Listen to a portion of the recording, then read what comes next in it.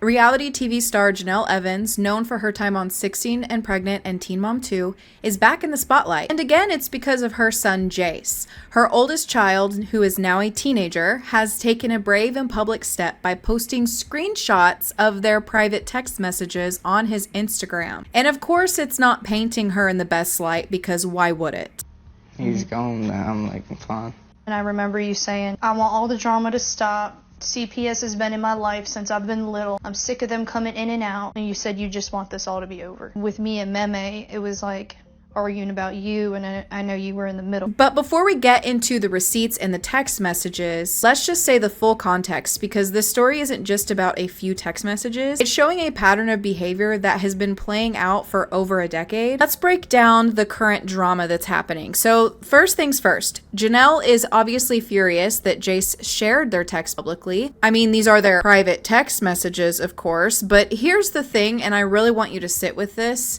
This is the same woman who has profited immensely from giving birth to Jace on national television and allowed his life to be filmed for years and years and years. She let cameras follow her through her pregnancy, her personal relationships, her custody battles, all of it, which is fine if it's just you, but her son was the reason why she was getting all of this airtime and all of this money. She's also gone on to use Jace's mental health struggles as content for her social media. She publicly disclosed multiple diagnoses that he has, including details that should have remained private, all without his consent. All of these things have happened without his consent. So for her to have any issue about him sharing private text messages is interesting to me, because his life wasn't allowed to be private, was it? As he's reaching legal adulthood, he's not allowed to share his own mental health diagnoses on the internet whenever he feels free to do so. We have to put ourselves in the shoes of a teenager who is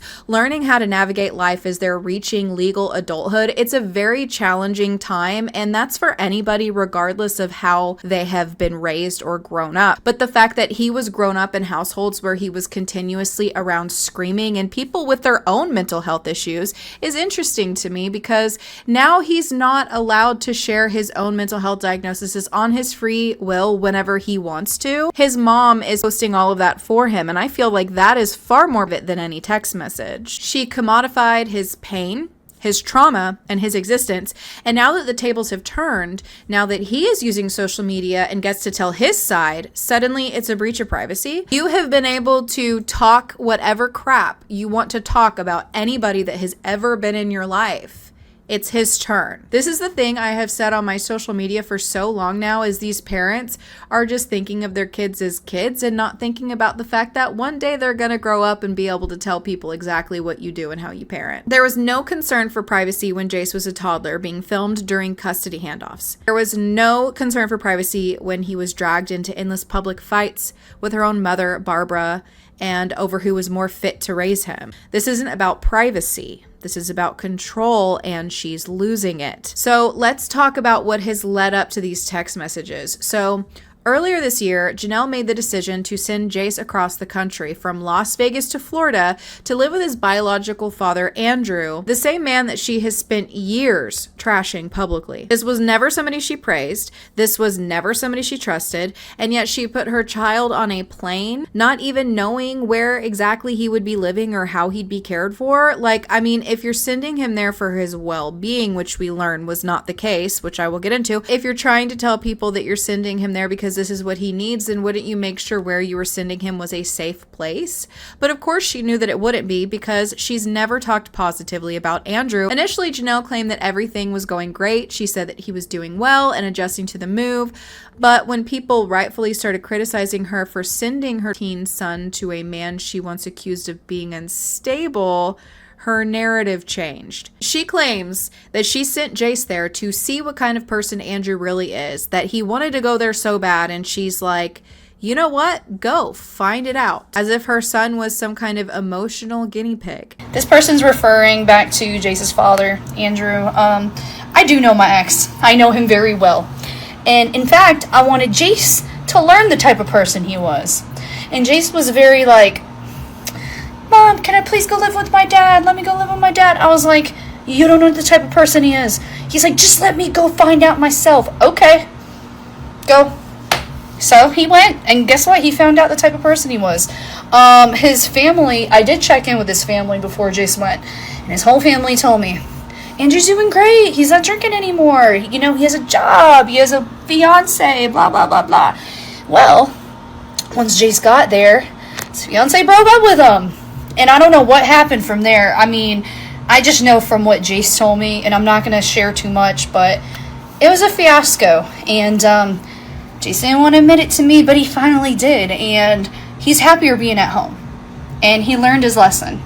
That's all I can say. It wasn't about his mental health at all. It was some sort of twisted test. Like, deep down, she knew that if she sent him to his father, it was going to be some sort of punishment. And the way that she says it in this video is like she's enjoying the fact that it was miserable. Like, oh, I'm right. If you have followed Janelle over the years, then you know that this is not new behavior. One of the most consistent things about her has been her inability to take accountability. Every breakup, the guy was the problem. Every custody issues, the courts are corrupt. Every fight with their mom, Barbara's the villain. Every mental health issue Jace had, it's because of someone else, never her. It's always someone else's fault.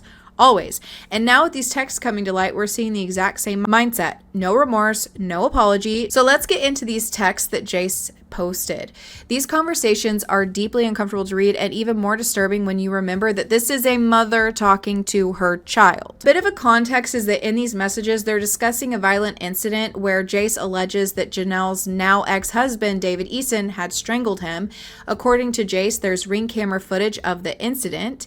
And instead of showing concern, instead of comforting her son or even acknowledging the possibility that he could be telling the truth, she goes on the defense and accuses him of lying, claiming that she was there and saw everything and then it didn't happen. Jace replies to her and says, yeah, you were there, cussing me out and not helping me. If this is true that she was cussing him out as he was allegedly being assaulted by David, which is not hard to believe, that is horrific. I mean, keep in mind, Janelle has a long history of defending David. This is the same man who killed their family dog, and Janelle herself has even called the police on him before for violence, yet here she is, still choosing him over her own son, even after their divorce. Like, imagine the rejection that Jace would be feeling. So in these text messages that he shared, you just see Janelle say, so keep it up and I'll make one phone call. So she's threatening him. He says, I don't care about Kaiser and Inslee. I care about my health and my living situation. I don't need you. You don't need me. And I don't understand why you're doing this just because I'm telling the truth. You're crazy. She says, you're the one saying you're going to have my custody taken. F you. He says, got it, thank you. She continues, you won't get a damn thing from me anymore, including a phone. And he says, got it. So she's trying to threaten, like, if you don't cut it out, I'm not going to buy you things. And she's also cussing out her teenage son. She goes on to say, just like the way you lied about David strangling you, you make things worse on yourself. He said, I never lied. He tried to do TS. She said, I was standing right there and have the ring camera videos. He said, okay, nice. Yeah, you were standing there yelling in my face, cussing me out, just watching things happen. She says, but go ahead and test. I mean, this sounds like two teenage siblings in a fight. This does not sound like a mom. Let's go back in time and read Janelle's story that she had made on her Instagram after the incident happened with Jason David. She was accusing the Columbus County Sheriff's Department of starting a smear campaign against her husband at the time and her, and saying that they needed to be held responsible. She said that they told details to the media about a minor and gave no Fs, and that she has the emails to prove it, and that an open investigation is supposed to be kept private under all circumstances, especially when it involves kids. She said, let's go to court. I've been waiting on our day. I feel so violated by the system.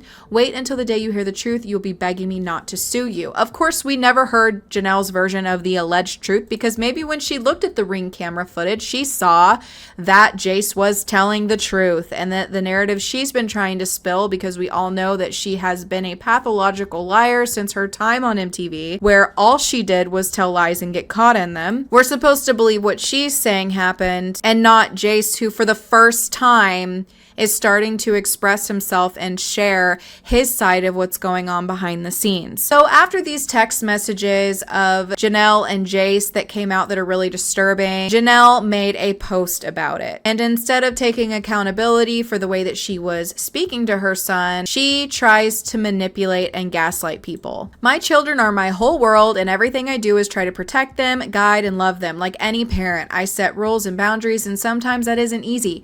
Jace posting our private text was his reaction to being rightfully disciplined, and while it hurts to see those moments shared publicly, I know it comes from a place of struggle. Navigating Jace's different medical diagnosis has not been easy, but I have never stopped fighting to make sure he has the resources, love, and support that he needs. I will always stand by him no matter what challenges come our way, and I will continue to work on being the best mom I can be to all three of my kids. As for empathy, kindness, and prayers during this time, not just for me, but for Jace and our family as we work through this together. So let's dissect a few of these things that she wrote in here. So she's trying to say that all she does is try and protect them and guide and love them. In these text messages, she's yelling F you to him. I mean, that is not showing love. All you do is try and show love, yet you're literally cussing him out and threatening him. That's not showing him love. You're telling him you're not going to get a phone if you don't act the way that I want you to act. It's interesting. And then she also tries to bring up his different medical diagnosis to gain sympathy from people, yet I'm sympathizing with him in the fact that she's been blasting his